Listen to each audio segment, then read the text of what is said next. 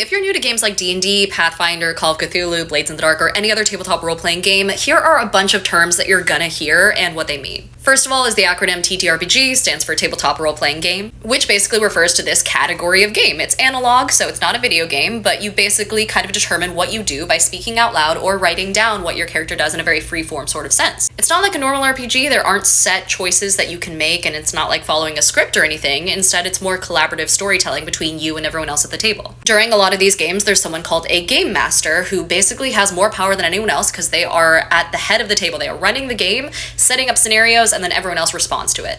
Now, every type of game that you play is going to have a different name for this game master. So for example, in Dungeons & Dragons, this person is called the Dungeon Master. Some games call them the Lore Keeper or the Storyteller. It depends on the game that you're playing. They all have their own term for it, but Game Master is like the overarching, like, umbrella term for this person. The acronym for this is also called a GM. But there are also games out there that don't require someone to like read ahead, tell the story, and be in charge, and these are called GMless games. This means instead of a GM telling you the outcome of what happens, it's usually determined by like pulling from cards or rolling dice, something like that, and then there's a book that you consult that tells you what happens. So it's a little bit less freeform, but also means you don't need someone to be in charge, so it can be fun. Speaking of dice, this is just part 1 because I'm out of time, but I'll do a part 2 tomorrow that gets into more about these, and a bunch of other terms.